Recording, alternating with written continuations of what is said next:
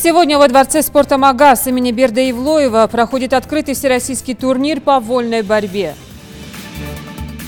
В топливно-энергетическом колледже прошла 5-я ежегодная научно-практическая конференция среди студентов. Сотрудники госавтоинспекции провели совместно со школьниками акцию под названием «Засветись! Стань заметней!».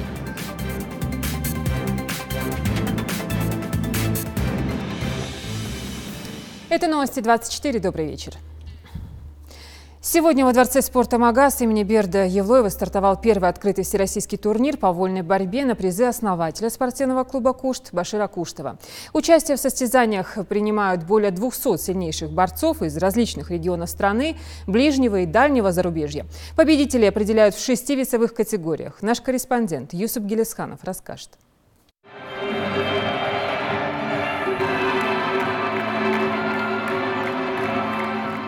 Официальная церемония открытия проходит под звуки патриотичных национальных ритмов, и танцы народного ансамбля «Ингушетия» настраивает спортсменов на победный лад. В числе почетных гостей председатель правительства Ингушетии Руслан Гагиев, министр спорта Дауд Алхазуров, олимпийский чемпион Хасан Халмурзаев и гости из соседних республик.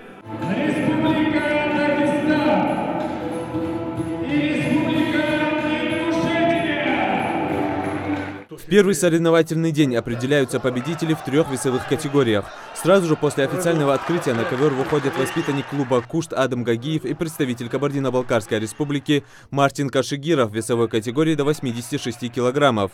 Оба спортсмена начинают схватку активно. В первом периоде схватку ведет Адам Гагиев со счетом 3-0. Во втором периоде свое преимущество наш борец сохраняет и тем самым завоевывает первое место в турнирной таблице.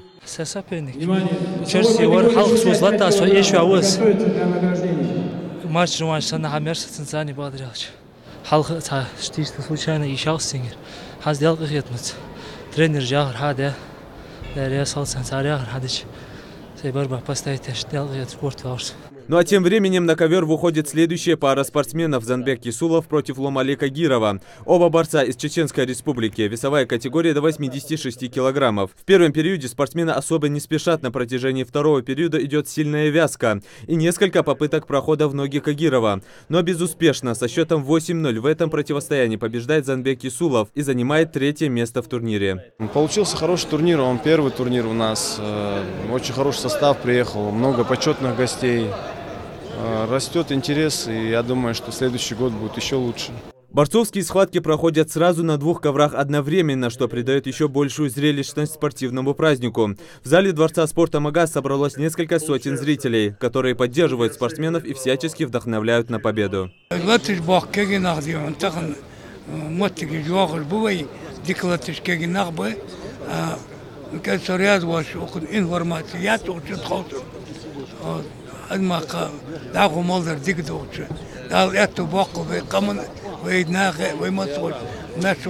Болеть я пришел за своих малгобекских Кушт.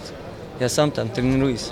После схваток наступает самая волнительная часть турнира – церемония награждения. В весовой категории до 65 килограммов победителей награждают президент Федерации спортивной борьбы Ингушетии Ваха Евлоев, министр спорта Дауд Алхазуров и олимпийский чемпион Хасан Халмурзаев. Первое место в этой весовой категории занял Исмаил Мусукаев. Второе место за ингушским борцом Магомед Баширом Евлоевым. Награждают победителей грамотами, медалями, кубками и денежными вознаграждениями. В этом турнире принимают участие 20 ингушских борцов, 4 из которых уже одержали победу. Не очень хороший форме был.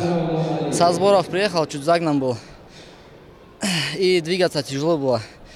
Ну, видимо, Всевышним суждено было мне выиграть сегодня.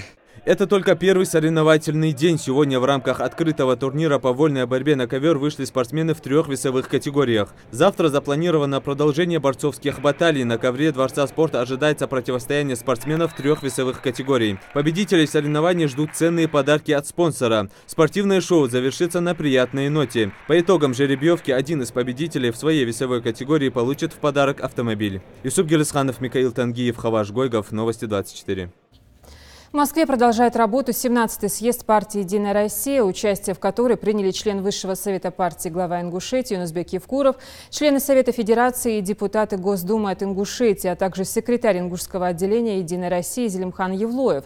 Сегодня, во второй день съезда, прошло пленарное заседание, на котором с программным докладом о приоритетных задачах партии выступил Дмитрий Медведев. Всего в рамках съезда начали работу 7 дискуссионных площадок, на которых будет дана объективная оценка реализации программы, основанной на президентском курсе. Затронуты основные направления развития страны, начиная от сферы образования до агропромышленного комплекса. В Северокавказском топливно-энергетическом колледже прошла 5-я ежегодная научно-практическая конференция среди студентов колледжа. Мероприятие посвящено изучению проблем в области энергетики и нахождению путей их решения. Репортаж Жаридат Халухаевой. В этом году конференция собрала рекордное количество участников, вдвое больше, чем в прошлом. Всех их объединяет любовь к науке. В каждой работе молодые ученые старались охватить наиболее значимые, на их взгляд, проблемы в области энергетики. Особый интерес среди них вызывает работа студента Ибрагима Дарсигова. В своем докладе он рассказывает, сколько электричества расходуется в регионе за год и в каком состоянии линии электрооборудования по всей республике. Если в 2002 году Россия потребляла меньше триллиона киловатт-час, то в 2016 году эта цифра уже 1,5 триллиона киловатт-час. Электроэнергетика в быту. Представить себе жизнь без электрической энергии уже невозможно. Электроэнергия вторглась во все сферы деятельности человека. Промышленность, сельское хозяйство, науку и космос. Наш быт. Человечество создало вокруг себя электрическую среду. Повсеместная электрическая лампочка и штепсельской розеткой на каждой стене. В современном мире, где все связано с техникой, мы не замечаем, сколько электричества мы потребляем, не говоря уже о том, как это отражается на нашем здоровье. И если мы не можем без него обойтись, то вполне можем его экономить, что и показывает Магомед в своей практической части. Действие фотоэлектроэнергии основано на том, что после того, как происходит темнота, включается лампа.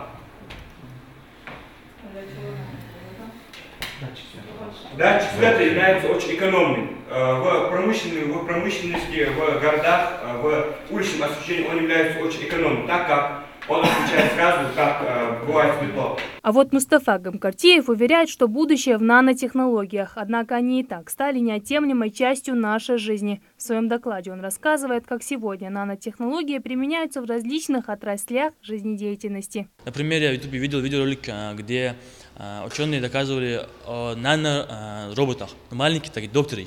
Они будут исследовать организм будет жить, и по последующие дни заболевания, вирусы, они будут автоматически удалять.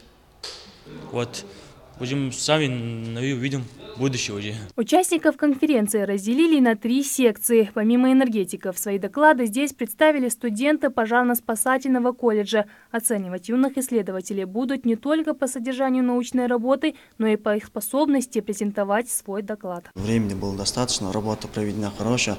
Как я уже сказал, тут основной вопрос в том, чтобы этот материал грамотно изложить, предоставить его. Ну и практическая часть, то есть опыта, там каких-то практических сравнений работ бывает мало у студентов. Организаторы и члены жюри надеются, что ребята продолжат заниматься наукой. В этом и заключается цель научно-практической конференции – выявить и поддержать талантливую молодежь. Тем более, что в дальнейшем студенты не только смогут представить свои научные труды на международных конкурсах, но и получат возможность их реализовать. Вот мы буквально на прошлой неделе получили письмо с Миноборнауки, где нам дали календарь всех вот этих конференций по различным направлениям. Там есть и заочные туры, и очные туры. Значит, потом победители этих туров будут приглашены в Москву, и здесь будут поощрены благодарственными письмами преподаватели, руководители этих студентов, сами студенты, и они будут иметь льготы при поступлении в высшее учебное заведение. Ну а итогом сегодняшней конференции станет награждение лучших участников грамотами. Жаридат Халухаева, Хаваш Гойгов, Новости 24. На Зране, в 105-м массиве по улице Новая, вынужденные переселенцы из Чеченской Республики обживают уже 4-й по счету дом. Благодаря реализации федерально-целевой программы собственные квартиры здесь получили 127 семей. Все условия для проживания есть. Лифты исправны, благоустроена прилегающая территория. Для проведения всех процедур и подписания нужных документов в доме работает управляющая компания, у которой свой офис на 1-м этаже. Кроме того, открыт оперативный штаб управления, куда жители в случае чего могут обратиться по всем интересующим их вопросам. Но вот только одна проблема. Большинство владельцев не заселяют свои новые жилища. И об этом мы говорили накануне. Сегодня мы должны раздать 97 квартир. Да? Вот уже 3 дня мы со всеми собственниками созванивались, но пришли человек 8-9, но не больше. Ну, может, в течение дня еще подойдут, но сегодня заселяться что-то наши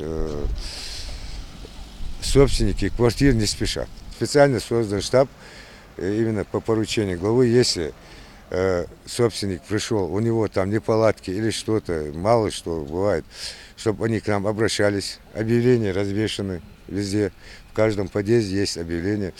Ну, к нам почти не обращаются, почти, потому что они не приходят, не смотрят свои квартиры. А летом, если зимой мои квартиры, они, собственники, не будут отапливать свои квартиры, ламинат сдуется или там где-то плесень выйдет, а потом начнем жаловаться, да? В Сунжинском районе произошло сразу 2 серьезных ДТП. На трассе М-29 близ селения Нестеровское водитель ВАЗ-21114, не справившись с управлением, слетел с дороги и врезался в дерево. По предварительным данным, авария произошла в результате подреза водителя 14-й другим участникам движения. В машине находились 3 человека, все они с многочисленными травмами различной степени доставлены в Сунжинскую районную больницу. Но если в первом случае причиной послужило превышение скорости, то во втором виновниками ДТП стали пешеходы. В селении Троицкое сбили женщину с малолетним ребенком, которая переходила дорогу в неположенном месте. Водитель не успел вовремя затормозить, пострадавшие доставлены в больницу. Их состояние оценивается как стабильно тяжелое. После окончания этих медицинских судмедэкспертизы и автоматической экспертизы вина в дорожно-транспортном происшествии, виновника дорожно-транспортного происшествия будет установлена. После окончания этих мероприятий будет составлен административный материал в отношении виновника дорожно-транспортного происшествия.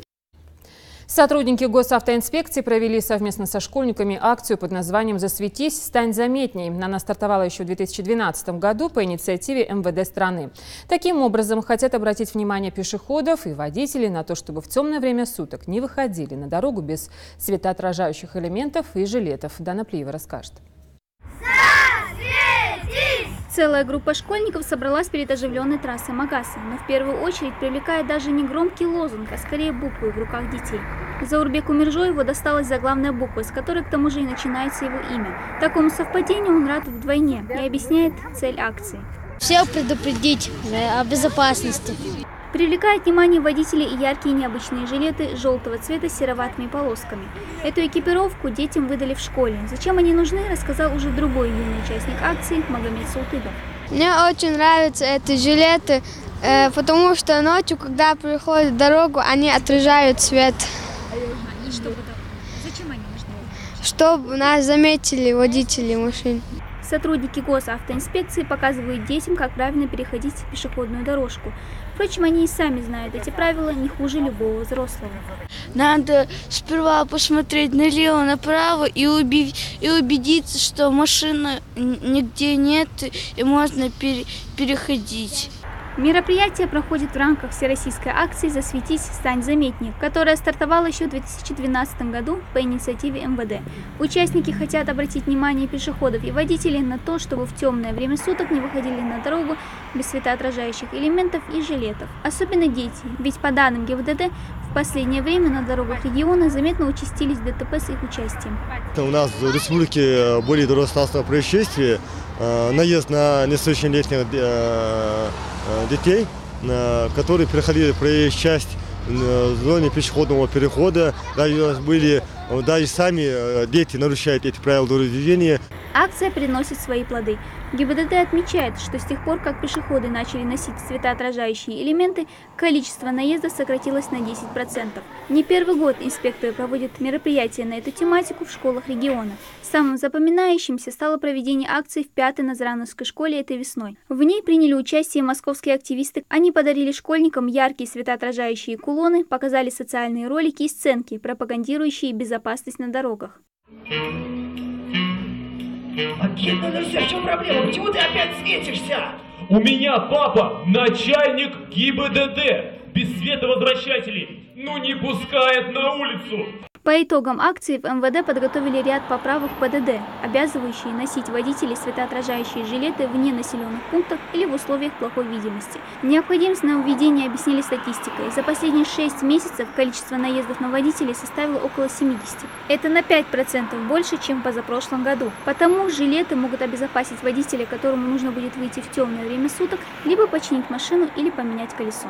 При изготовлении этого жилета используются исключительно яркие материалы, поэтому они могут быть не только желтого цвета, но и красного и оранжевого. Также на жилете присутствуют специальные полоски. Они нужны для того, чтобы отражать свет, например, с фар подъезжающей машины. Поэтому водитель может увидеть человека в жилете за 600 метров до его приближения. Приобрести такие жилеты можно в отделениях Почты России или в магазинах. За отсутствие жилета водитель будет привлечен к административной ответственности и получит штраф 500 рублей. Закон вступит в силу 18 марта 2018 года. Дана Плиева, Рахман Цуров, Новости 24. Государственная Дума единогласно приняла закон о ежемесячных выплатах при рождении первого ребенка. Финансовую поддержку окажут семьям, в которых ребенок родился или был усыновлен после 1 января 2018 года. При этом средний душевой доход семьи не должен превышать прожиточный минимум трудоспособного населения в определенном регионе более чем в 1,5 раза. Сумму выплаты предлагается приравнять к прожиточному минимуму для детей, который установлен в субъекте за второй квартал предшествующего года. Впрочем, назначать выплаты будут власти субъектов. Средства перестанут выделять, когда ребенку исполнится 1,5 года. Деньги на пособие семьям, в которых появился второй ребенок, будут выделять за счет средств материнского капитала. Его размеры будут ежемесячно уменьшаться на сумму этой выплаты. При рождении второго ребенка родителям следует обращаться в пенсионный фонд. Сегодня более 30 детей из Ингушетии отправились на всероссийскую кремлевскую елку. Наша республика не первый год радует ребятню таким вот путешествием. В числе счастливчиков школьники из числа малообеспеченных семей, детей-сирот, детей погибших сотрудников МВД, отличников учебы. Репортаж Зелимхана Калоева. Вот и собрались в одном зале дети, которые круглый год вели себя хорошо и по праву заслужили присутствовать на главной елке страны. Эмоции у ребят зашкаливают, ведь это яркое событие в их жизни. Хава Аздоева – одна из самых маленьких участников торжества. Девочка учится на круглые пятерки и с нетерпением ждет праздника. Она уже придумала, что попросит у Деда Мороза. Подарок. Куклу. Я их хочу увидеть, и Деда Мороза, и Снегурочку, и красивую елочку. Для всех ребят подготовлена специальная экипировка, символика Ингушетии. В числе делегации Мадина Гойгова. Она давно мечтала попасть на кремлевскую елку, и уже совсем скоро ее мечта осуществится. Когда мне сказали, что я иду на кремлевскую елку, я очень обрадовалась. Мне было очень интересно, что там будет произойдет. Я представляю, там очень много будет людей, детей. Очень интересно будет. Ну а Ахмед Фаргиев никогда в Москве не был, но уже заявляет, что полюбил этот город. И вот для него в этом году будет целых 2 праздника. Возможность увидеть столицу и воплотить мечту станцевать лезгинку на главной елке страны. Дед Мороз, Снегурочка. Я люблю Москву очень.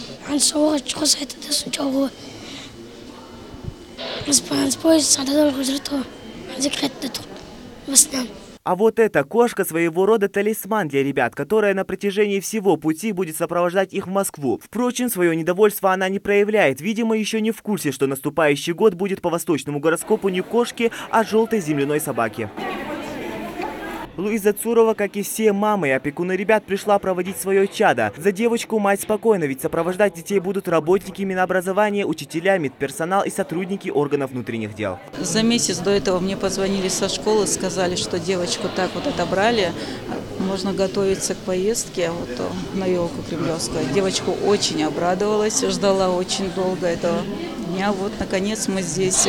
Кремлевская елка для нашей республики стала традиционной. Уже в 16-й раз Ингушетия принимает в ней участие. В число счастливчиков вошли более 30 детей, 16 из которых это дети сотрудников органов МВД, погибших при исполнении служебного долга. А 10 ребятишек это круглые сироты, ну а остальные победители конкурсов, олимпиад и круглые отличники. Ребят ожидает красочное большое мероприятие в самом Кремле. Это самая главная общероссийская елка.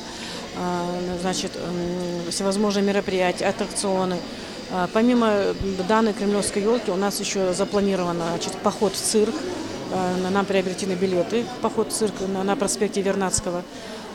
Также будет после елки у нас экскурсия по Измайловскому парку. Как заверяют руководители делегации, сладких подарков у ребят будет хоть отбавляй. В Москве они будут 25 декабря, ну а 26-го состоится само торжество. Новогодняя елка в Кремле обещает быть интересной, а в скором времени наши ребята обязательно будут делиться впечатлениями, полученными от этого грандиозного события. Селимхан Калоев, Адам Далаков, Новости 24.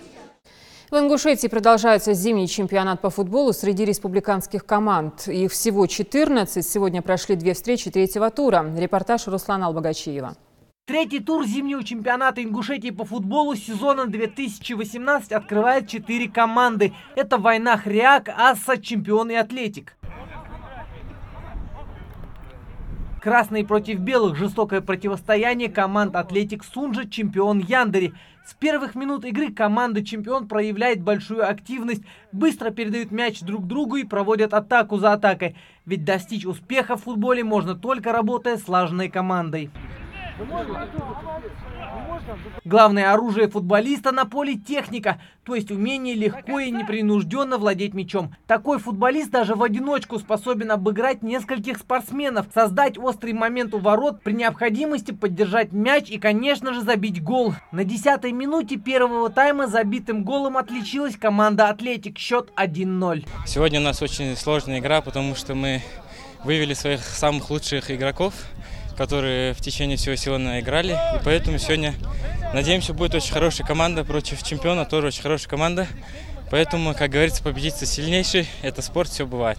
Побороться за чемпионский титул в этом чемпионате вышло 14 команд. Борьбу за победу ведут серьезно и упорно. В Ингушетии ценителей этого вида спорта становится все больше. Ребята уважают футбол, активно к нему приобщаются и стараются не пропускать ни одного республиканского турнира. Первый матч закончился со счетом 3-2 в пользу Насыркорской команды.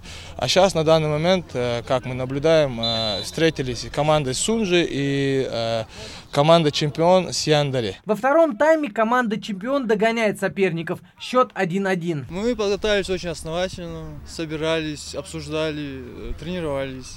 Надеемся, взгляды на будущее у нас очень оптимистичные. Надеемся занять места в тройке, быть в тройке по окончанию чемпионата.